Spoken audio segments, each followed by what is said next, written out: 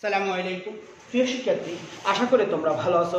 আলহামদুলিল্লাহ আমিও তোমাদের দোয়ায় ভালো আছি। দেখো প্রিয় শিক্ষার্থী, আজকে আমার অত্যন্ত বিশেষ একটা দিন, অত্যন্ত খুশির একটা দিন। আজকে আমি আমার 200তম লেকচারে পৌঁছে গেছি। এই করোনাকালীন সময়ে আমি গুটি গুটি পায়ে আজকে 200তম লেকচারে পৌঁছে গেছি। 24শে মার্চ যখন লেকচার শুরু করেছিলাম তখনও কল্পনাও করি নাই আমি 200তম লেকচার পর্যন্ত পৌঁছে যাব, কিন্তু অধ্যবসায় এবং প্রচেষ্টা থাকার কারণে আজকে আমি আলহামদুলিল্লাহ 200তম লেকচারে পৌঁছে গেছি। আজকের 200তম লেকচারের শুরুতে আমি মহান সৃষ্টিকর্তা রাব্বুল আলামিনের প্রতি ধন্যবাদ ও কৃতজ্ঞতা জ্ঞাপন করতেছি। তিনি আমাকে সুস্থ রেখেছেন এবং 200তম ক্লাস সম্পাদনের সুযোগ করে দিয়েছেন। প্রিয় শিক্ষার্থী, আমি আমার কলেজের প্রিয় অধ্যক্ষ, 12,000 শিক্ষার্থীর প্রাণের স্পন্দন, 250 জন শিক্ষক কর্মচারীর প্রিয় ব্যক্তি, বাংলাদেশের শিক্ষাবন্ধু কিয়ত প্রফেসর অধ্যক্ষ কেথিগং স্যারের প্রতি ধন্যবাদ জানাচ্ছি। তিনি আমাকে সর্বোচ্চ সহযোগিতা করে গেছেন। আমি ধন্যবাদ জানাতে চাচ্ছি আমার প্রিয় উপাধ্যক্ষ আবু মোহাম্মদ জাফর সাদেক স্যারের প্রতি ধন্যবাদ জানাতে চাই। আমার পদার্থবিজ্ঞান বিভাগের বিভাগীয় প্রধান শ্রদ্ধেয় ব্যক্তিত্ব জেবুন্নেসা ম্যামের প্রতি আমি ধন্যবাদ জানাতে চাচ্ছি। শ্রদ্ধেয় আখতার চৌধুরী স্যারের প্রতি ধন্যবাদ জানাতে চাচ্ছি। শ্রদ্ধেয় লোবনা ম্যামের প্রতি আমি ধন্যবাদ জানাচ্ছি আমার প্রিয় বন্ধু নওশাদের প্রতি এবং আমার প্রিয় শিক্ষার্থী তোমরা যারা আমার সাথে সবসময় ছিলে এবং আমার প্রিয় সহকর্মী যারা সবসময় আমার পাশে ছিলেন, উৎসাহ জুগিয়েছেন, সহযোগিতা করেছেন এবং আমার সকল প্রিয় শুভাকাঙ্ক্ষীদের প্রতি যারা সব সময় আমাকে সাহস এবং ভরসা জুগিয়েছেন, সবার প্রতি ধন্যবাদ জানাচ্ছি। প্রিয় শিক্ষার্থী, আজকে দুই একটি কথা না বললে হয় না। দেখো, আমি এই 200তম লেকচার শুরু করতে 200তম লেকচার পর্যন্ত পৌঁছাতে হয়তো অনেক ভুল ত্রুটি করেছি। মানুষ মাত্রই ভুল, আমিও সেই ভুলের ঊর্ধ্বে নয়, আমারও হাজারো ভুল ত্রুটি থাকতে পারে। আমি আজকে তোমাদের কাছ থেকে সেই সকল ভুল ত্রুটির নিঃশর্ত ক্ষমা চেয়ে নিচ্ছি। তোমরা আমাকে ক্ষমা করে দিবে। তোমরা তোমাদের শিক্ষক হিসেবে, সকল সহকর্মী তাদের বন্ধু হিসেবে, ছোট ভাই হিসেবে এবং সকল শুভাকাঙ্ক্ষী তাদের বন্ধু হিসেবে এবং ভাই হিসেবে আমাকে ক্ষমা করে দিবেন। আমি আপনাদের কাছ থেকে ক্ষমা চাচ্ছি, কারণ আমি তো ভুল করতেই পারি, কারণ মানুষ অবশ্যই ভুল করে। যে মানুষ ভুল করে না সে মানুষ নয়, সে হয় দেবতা না হয় ফেরেশতা। আমি কোনো দেবতাও নই, আমি কোনো ফেরেশতাও নই, সুতরাং আমার ভুল থাকতেই পারে। যদি কোনোভাবে কোনো কিছুতেই ভুল করে থাকি আপনাদের কাছ থেকে ক্ষমা চাচ্ছি, আপনারা আমাকে ক্ষমা করে দিবেন। আমি চেষ্টা করব ভবিষ্যতেও ভালো কিছু করার জন্য। এখন যেভাবে করে যাচ্ছি আগামীতেও সেভাবে করার চেষ্টা করবো ইনশাল্লাহ। দেখো প্রিয় শিক্ষার্থী, তোমাদের প্রতি দুই একটা কথা বলবো। এই যে আমি ধীরে ধীরে অধ্যবসায় এবং প্রচেষ্টার কারণে আজকে 200তম লেকচারে পৌঁছে গেছি, তোমরাও কিন্তু চাইলে যদি চেষ্টা করো, চেষ্টা অব্যাহত রাখো, নিয়মিত অধ্যবসায় করো, তোমরাও কিন্তু একদিন সফল হবে, তোমরাও কিন্তু একদিন বড় বড় স্থানে অধিষ্ঠিত হবে। দেখো প্রিয় শিক্ষার্থী, সুতরাং আমি বলবো সময়ের মূল্য দাও। যত বেশি সময়ের মূল্য দেবা তত বেশি নিজেকে সফল ব্যক্তি হিসেবে নিজেকে সফলতার দ্বার প্রান্তে পৌঁছাতে বা নিয়ে যেতে পারবে। দেখো প্রিয় শিক্ষার্থী, যে ব্যক্তি সময়ের মূল্য দেয় নাই সে কখনো নিজেকে সর্বোচ্চ উচ্চতায় অধিষ্ঠিত করতে পারেন নাই। ওই যে স্কটল্যান্ডের রাজা কথা তোমরা নিশ্চয়ই পড়েছো, সে পরপর 6টি যুদ্ধে পরাজিত হয়েছিলেন। যখন সে আত্মহত্যার পথ বেছে নিতে চাচ্ছেন তখন একটি মাকড়সা দেখছেন যে পরপর 6 বার একটি গাছের গোড়ায় উঠতে গিয়ে ব্যর্থ হয়েছেন। ট্রাক না করে আবার সে 7ম বার চেষ্টা করেছেন এবং পৌঁছাতে পেরেছেন। রবার্ট ব্রুশ একই রকম 7ম বার চেষ্টা করে ইংরেজদের পরাজিত করে কি করছেন, তার স্কটল্যান্ডকে মুক্ত করেছিলেন। তোমরা যদি একবার ভুল করো, একবার ব্যর্থ হও, তাহলে চুপ মারে কেন বসে থাকবা? বারবার চেষ্টা করো, বারবার চেষ্টা করো, না পারলে 100বার চেষ্টা করো, দেখবে একদিন না একদিন তোমরা অবশ্যই কি হবে, সফল হবে। তাই তোমাদের প্রতি দোয়া এবং ভালোবাসা রইল এবং উদারত আহ্বান রইল, নিজের কাজের প্রতি মনোযোগী হও, কর্মঠ হও, সৎ হও, পরিশ্রমী হও এবং সব সময় নিজেকে গুরুত্ব দাও। নিজের প্রতি যতদিন গুরুত্ব দিবে না ততদিন পর্যন্ত তুমি অন্যজনের কাছে গুরুত্ব পাবে না। তাই সময়ের মূল্য বা সময়ের গুরুত্ব দাও। সময়ের গুরুত্ব দিলে তুমি তোমার গুরুত্ব অনুভব করতে পারবে, একদিন সফল হবে। গুণী মানুষদের কাতারে তোমাকে খুঁজে পাবে, সফল মানুষদের কাতারে তোমাকে খুঁজে পাবে। প্রিয় শিক্ষার্থী, আমরা এখন আমি আর কিছু বলতে চাচ্ছি না। আমি এখন ক্লাসে চলে যাব। সামান্য দুই একটা টপিকস আলোচনা করে আজকের ক্লাসটা শেষ করব। আমি আবারও সবার প্রতি আহ্বান রাখব, যদি আমি কোনো ধরনের দোষ ত্রুটি বা ভুল ত্রুটি করে থাকি, কারণ আমি বারবার বলতেছি মানুষ ভুলের ঊর্ধ্বে নয়, আমি একজন মানুষ, আমিও কোনো প্রকার ভুলের ঊর্ধ্বে নয়। তাই আপনাদের প্রতি আবারও করজোড়ে নিবেদন, যদি কোনো ধরনের ভুল করে থাকি ছোট ভাই হিসাবে, শিক্ষক হিসাবে, বন্ধু হিসাবে, সহকর্মী হিসাবে ক্ষমা করবেন। কারণ আপনি যদি আমাকে ক্ষমা করেন, ঈশ্বর বা সৃষ্টিকর্তা বা আল্লাহ আপনাকে ক্ষমা করবেন। তাহলে আমরা এখন ক্লাসে চলে যাচ্ছি। ধন্যবাদ প্রিয় শুভাকাঙ্ক্ষীরা। আজকে আমি দ্বাদশ শ্রেণীর পদার্থবিজ্ঞান দ্বিতীয় পত্রের স্থির তড়িৎ অধ্যায়ের ধারকের শক্তি তথা এনার্জি অফ ক্যাপাসিটর টপিকসটি প্রথমেই আমরা কি করব, আলোচনা করব। দেখো আমি একটি ধারক আঁকতেছি, এটা মনে করি একটি সমান্তরাল পাত ধারক, এটা এম পাত, এটা এন পাত। দেখো এই এম পাতে প্লাস কিউ পরিমাণ চার্জ এবং এন পাতে মাইনাস কিউ পরিমাণ চার্জ কি হয়েছে, এম পাতে প্লাস কিউ পরিমাণ চার্জ স্থাপন করার কারণে এন পাতে মাইনাস কিউ পরিমাণ চার্জের কি হয়েছে, উদ্ভব হয়েছে এবং এই পাতগুলিকে একটি উৎসের সাথে কি করা হয়েছে, যুক্ত করা হয়েছে। মনে করলাম এই ধারকের ধারকত্ব সি, মনে করি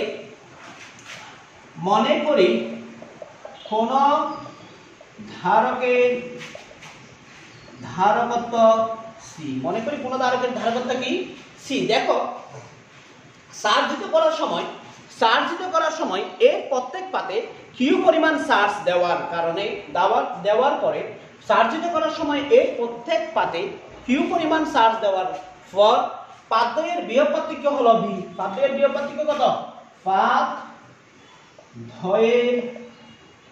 বিভব পার্থক্য ভি। পাতদ্বয়ের বিভব পার্থক্য কত, ভি। চার্জ দিছিলাম কত, প্রত্যেক পাতে কিউ পরিমাণ চার্জ স্থাপন করছিলাম। এখন দেখো এই চার্জিত করতে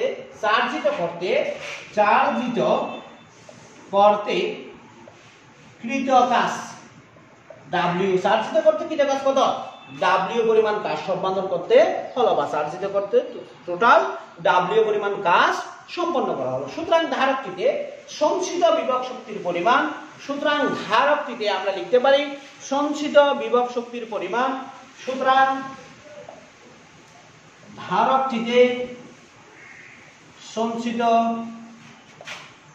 বিভব শক্তির পরিমাণ হবে ডাব্লিউ। ধারকটিতে সঞ্চিত বিভব শক্তির পরিমাণ কত হবে, ডাব্লিউ। এখন ধারকের পাতে আরো ক্ষুদ্র অতি ক্ষুদ্র ডিকিউ পরিমাণ চার্জ স্থাপন করলাম। ক্ষুদ্র অতি ক্ষুদ্র কি কিউ পরিমাণ চার্জ স্থাপন করলাম, ডিকিউ পরিমাণ চার্জ স্থাপন করার কারণে যদি কাজের পরিমাণ ডি ডাব্লিউ হয়, কাজের পরিমাণ কত হয়, ডি ডাব্লিউ হয়। দেখো ক্ষুদ্র অতি ক্ষুদ্র চার্জ ডি কিউ স্থাপন করার কারণে আবার ক্ষুদ্র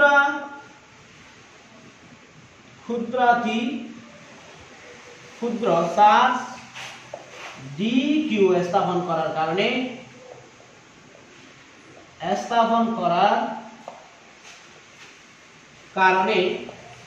কাজ ডি ডাব্লিউ হলে সঞ্চিত শক্তি হবে ডি ডাব্লিউ। সঞ্চিত শক্তি হবে কি, ডি ডাব্লিউ। দেখো এই ডি ডাব্লিউ পরিমাণ সঞ্চিত শক্তি যদি বৃদ্ধি পায়, এই ডি ডাব্লিউ পরিমাণ সঞ্চিত শক্তি যদি কি পাই, বৃদ্ধি পাই, সেই ক্ষেত্রে আমরা ডি ডাব্লিউ সমান লিখতে পারি V D Q. D W সমান আমরা কি লিখতে পারি, ডি ডি কিউ। কারণ আমরা জানি যে, দেখো আমরা জানি যে একক চার্জকে অসীম দূর হতে তড়িৎ ক্ষেত্রের কোন বিন্দুতে নিয়ে আসতে যে পরিমাণ কাজ সম্পাদন করা হয় তাকে বলা হয় তড়িৎ বিভব। সেই ক্ষেত্রে যদি ডি কিউ পরিমাণ চার্জকে তড়িৎ ক্ষেত্রের কোন বিন্দুতে নিয়ে আসতে ডি ডাব্লিউ পরিমাণ কাজ সম্পাদন করতে হয়, তাহলে একক চার্জকে নিয়ে আসতে কাজ সম্পাদন করতে হবে D W by D Q. তাহলে এটা সমান যদি ভি হয়, তাহলে আমরা লিখতে পারি D W by D Q সমান বি, বা ডি ডাব্লিউ সমান V D Q. D W সমান কি, ভি ডি কিউ। আশা করি প্রিয় শিক্ষার্থী তোমরা বুঝতে পারছো। এখন আমরা জানি যে, দেখো এখন আমরা কি জানি, ধারকের ধারকত্ব সি সমান কিউ বাই ভি। ধারকের ধারকত্ব সি সমান কি জানি, কিউ বাই ভি, বা এখান থেকে আমরা লিখতে পারি বি সমান কিউ বাই সি। বি সমান কি লিখতে পারি? Q by C. এখন দেখো প্রিয় শিক্ষার্থী, চার্জিত করার সময় ধারকটিতে যদি কিউ সমান 0 থেকে ধীরে ধীরে কিউ সমান কিউ পরিমাণ চার্জ প্রদান করা হয়, কিউ সমান 0 থেকে ধীরে ধীরে কিউ সমান কিউ পরিমাণ চার্জ প্রদান করে, তবে শক্তি W সমান 0 থেকে, অর্থাৎ চার্জ যদি যখন কিউ সমান কিউ তখন শক্তি W সমান 0, যখন চার্জ কিউ সমান কিউ তখন শক্তি W সমান কত হবে? W হবে। শক্তি W সমান কি হবে? W হবে। সুতরাং উপরের সমীকরণ মানে হচ্ছে যে dW সমান VdQ, এই সমীকরণটিকে কিউ সমান 0 থেকে কিউ সমান কিউ এবং W সমান 0 থেকে W সমান W সীমার মধ্যে যদি আমি কি করি? সমাকলন করি, তাহলে টোটাল কাজের পরিমাণ আমরা পাবো। টোটাল কাজের পরিমাণ আমরা কি করব? পেয়ে যাব। তাহলে আমরা একটু হিসাব করি। ইন্টিগ্রেশন 0 টু W dW সমান integration 0 to Q VdQ। Integration 0 to W dW সমান ইন্টিগ্রেশন 0 টু Q VdQ। দেখো আমরা কিছুক্ষণ আগে V সমান পাইছিলাম Q বাই C। V সমান কি পাইছিলাম? Q by C। তাহলে এখন আমরা এখানে একটু বসাই। ইন্টিগ্রেশন dW সমান হচ্ছে W, সীমা হচ্ছে 0 থেকে W সমান ইন্টিগ্রেশন 0 টু Q, আমরা V এর মানটা একটু বসাই দেব Q by C dQ। Q by C dQ। এখন দেখো প্রিয় শিক্ষার্থী, এখানে C টা ধ্রুব রাশি, সুতরাং আমরা C টাকে যদি বের করে দিই, এখানে মান বসাইলে W মাইনাস 0 সমান 1 by C integration 0 to Q dQ। Q কত? dQ। এখন দেখো প্রিয় শিক্ষার্থী, W মাইনাস 0 সমান হচ্ছে W মাইনাস 0 সমান কি? তাহলে আপনি লিখতে পারি W সমান 1 বাই C, দেখো integration x to the power n dx সমান হচ্ছে যে x to the power n dx সমান হচ্ছে যে integration x to the power n dx সমান আমরা লিখতে পারি x to the power n plus 1 by n plus 1।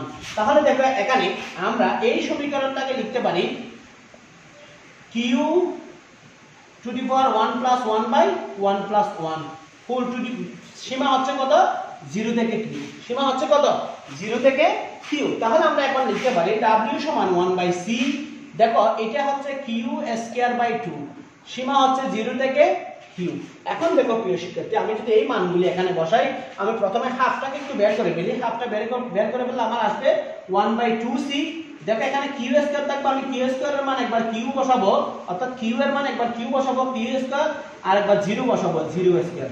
তাহলে টোটাল আমরা পাচ্ছি half q square by c, half q square by কি? c। দেখো এটাই হচ্ছে টোটাল ধারকটিতে সঞ্চিত শক্তির রাশিমালা বা সঞ্চিত কাজের রাশিমালা। তাহলে সঞ্চিত কাজ সমান হচ্ছে যে সঞ্চিত শক্তি সমান হচ্ছে যে সঞ্চিত শক্তি বা কৃত কাজ, সঞ্চিত শক্তি বা কৃত কাজ সমান আমরা লিখতে পারি half into charge whole square by ধারকত্ব। Half into charge whole square by কি কত? ধারকত্ব। আবার বলতেছি, ধারকটিতে সঞ্চিত শক্তি বা কৃত কাজ সমান, ধারকটিতে সঞ্চিত শক্তি বা কৃত কাজ সমান half into charge whole square by কি? ধারকত্ব। এখন দেখো প্রিয় শিক্ষার্থী, আবার যদি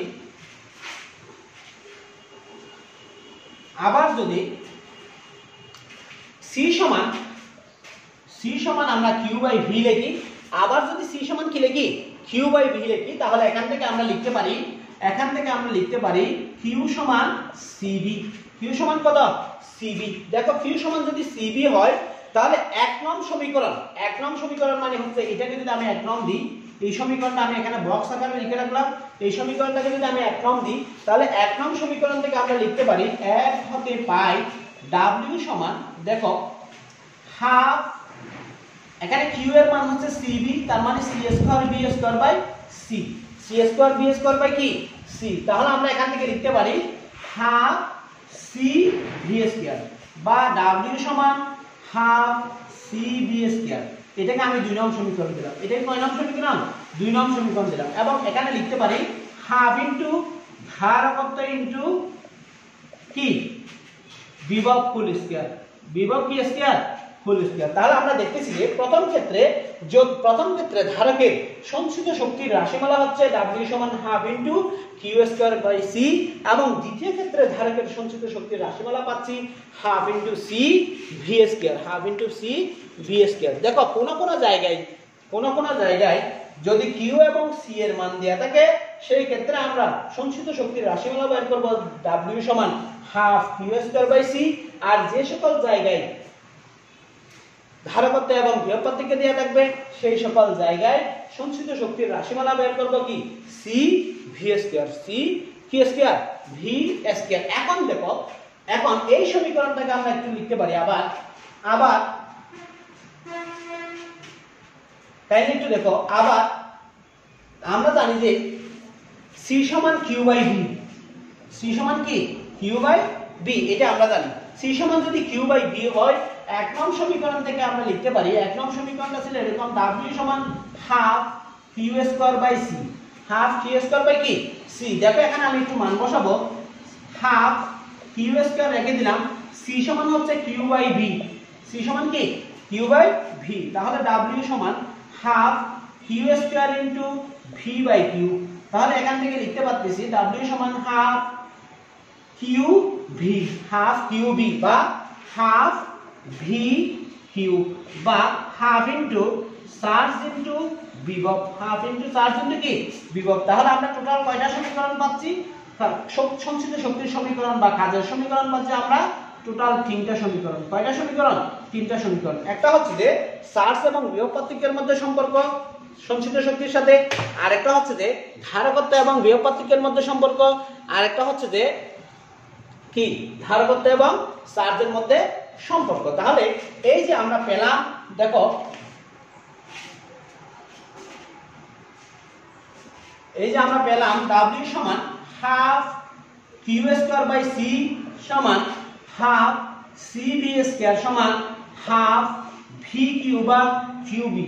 এই সমীকরণ এই রাশিটা হচ্ছে চার্জের সঞ্চিত শক্তির রাশিমালা, ধারকের চার্জের সঞ্চিত শক্তির রাশিমালা। দেখো যেহেতু শক্তির একক জুল, সেহেতু সঞ্চিত শক্তির রাশিমালার একক হবে কি জুল, সঞ্চিত শক্তির একক হবে কি জুল। এবং এই ধারকের সঞ্চিত শক্তিকে ধারকের স্থিতি শক্তিও কি বলা হয়, ধারকের সঞ্চিত শক্তিকে ধারকের কি শক্তিও বলা হয়, স্থিতি শক্তিও বলা হয়। আশা করি প্রিয় শিক্ষার্থী তোমরা ধারকে কিভাবে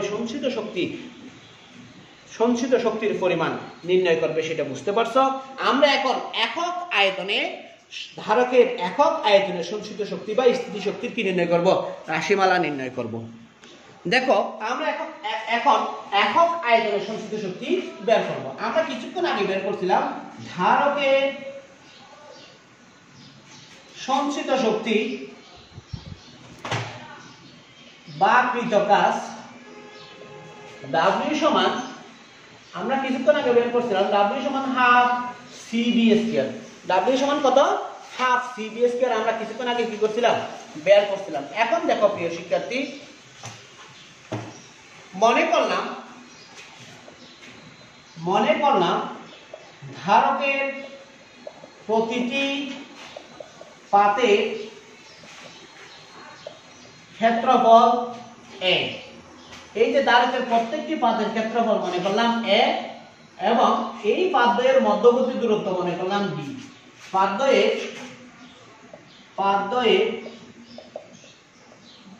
মধ্যবর্তী দূরত্ব মনে করলাম কত? d। পাতদ্বয়ের মধ্যবর্তী দূরত্ব কত মনে করলাম? d মনে করলাম। দেখো আমরা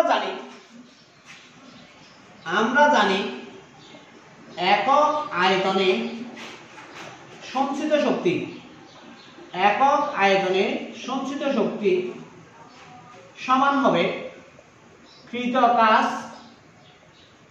কাজ বাই আয়তন। কৃত কাজ বাই কি? দেখো টোটাল কাজকে যদি আয়তন দিয়ে ভাগ করি, একক আয়তনে সঞ্চিত শক্তি বা কৃত কাজের পরিমাণ বের করতে পারবো। দেখো আমরা এখানে সঞ্চিত শক্তি বা কৃত কাজ সমান পাইছিলাম W, আয়তন মনে করলাম V, আয়তন মনে করলাম কি V। দেখো প্রিয় শিক্ষার্থী আমরা কি লিখতে পারি? এটা কিন্তু আয়তন, দেখিও এটা বড় হাতের দিক, আয়তন V। এখন দেখো সমান আমরা পাবো W সমান আমরা পাইছিলাম কিছুক্ষণ আগে হাফ সি বি স্কয়ার এই বিটা হচ্ছে বিভব পার্থক্য, এটা হচ্ছে আয়তন। দেখো আমরা এই আয়তন ভি সমান লিখতে পারি এডি, ক্ষেত্রফল ইনটু দূরত্ব, ক্ষেত্রফল ইনটু কি দূরত্ব। তাহলে আমরা এখানে লিখতে পারতেছি এডি। দেখো এই বি এবং এই বি এর মধ্যে ডিফারেন্স আছে। এই বি মানে হচ্ছে বিভব পার্থক্য আর এই বি মানে কি আয়তন। এই বি মানে কি আয়তন। এখন দেখো প্রিয় শিক্ষার্থী, আমরা এটাকে আয়তন লিখি। এখন বিভব ভি সমান আমরা লিখতে পারি ইডি।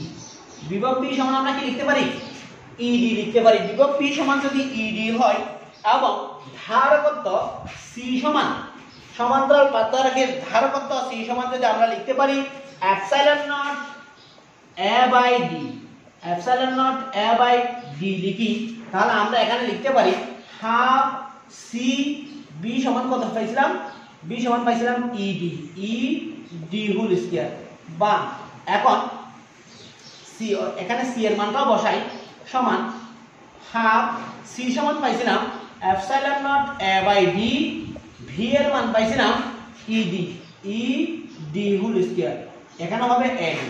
এখন দেখো আমরা যদি একটু হিসাব নিকাশ করি এবং মান বসাই তাহলে আমরা কি পাই। দেখো দেখো এটাকে আমরা এভাবে লিখতে পারি, এই 2টাকে নিচে নামিয়ে দিলাম, এই ডিটাকে নিচে নামিয়ে দিলাম, এডি, এখানে এটা হবে উপরে থাকবে এপসাইলন এ ইনটু ই স্কয়ার ডি স্কয়ার। দেখো একটু হিসাব করলে 2a ডি স্কয়ার, এপসাইলন এ ই স্কয়ার ডি স্কয়ার, তাহলে ডি স্কয়ার যদি চলে যায়, এ যদি চলে যায়, তাহলে বাকি থাকবে হাফ এপসাইলন ই স্কয়ার, হাফ এপসাইলন ই স্কয়ার। এখন দেখো বাকি থাকবে কত, হাফ এপসাইলন ই স্কয়ার। দেখো আমি মনে করলাম একক আয়তনের সঞ্চিত শক্তি ইউ, একক আয়তনের সঞ্চিত শক্তি কি ইউ। যদি একক আয়তনের সঞ্চিত শক্তি ইউ হয় সেক্ষেত্রে ধারকের একক আয়তনের সঞ্চিত শক্তি ইউ সমান হাফ এপসাইলন নট ইনটু ই square, half epsilon naught into কি স্কয়ার ই স্কয়ার। এখন দেখো প্রিয় শিক্ষার্থী, ধারকের পাদ্যের মধ্যে বায়ু বা শূন্য মাধ্যম ব্যতীত অন্য কোনো মাধ্যম থাকলে, ধারকের পাদ্যের মধ্যে যদি বায়ু বা শূন্য মাধ্যমের পরিবর্তে অন্য কোনো মাধ্যম থাকে সেই ক্ষেত্রে এপসাইলন নটের পরিবর্তে শুধুমাত্র এপসাইলন বসবে, শুধুমাত্র কি বসবে এপসাইলন বসবে। তাহলে আমি এখানে লিখতে পারি ধারকের পাতের মধ্যে শূন্য মাধ্যম ব্যতীত অন্য কোনো মাধ্যম থাকলে, অন্য কোনো মাধ্যম থাকলে উপরে সমীকরণ দ্বারাই, উপরের সমীকরণ দ্বারাই কি দাঁড়ায়, দেখো ইউ সমান হাফ এপসাইলন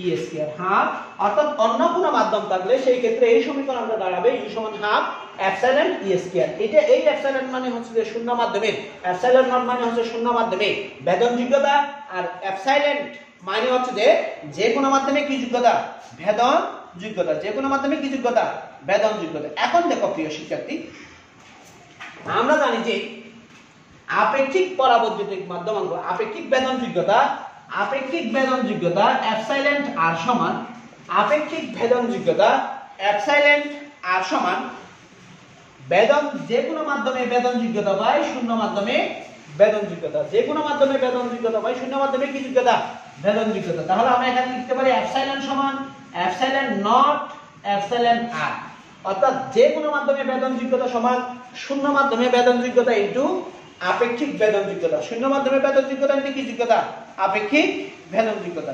তাহলে আমরা এই সমীকরণটাকে লিখতে পারি, এটাকে আমি 1 নাম্বার দিলে, কিছুক্ষণের জন্য আমি এটা 1 নাম্বার দিই, এটা 2 নং দিই, তাহলে 2 নং থেকে আমরা লিখতে পারি আপেক্ষিক বেদন যোগ্যতার জন্য যদি 2 নং থেকে লিখি সেই ক্ষেত্রে 2 নং হতে আমরা পাই ইউ সমান হাফ এপসাইলন এর মান হচ্ছে epsilon naught into epsilon R, epsilon naught into epsilon R E square. এটাকে আমি 3 নং সমীকরণ দিলাম।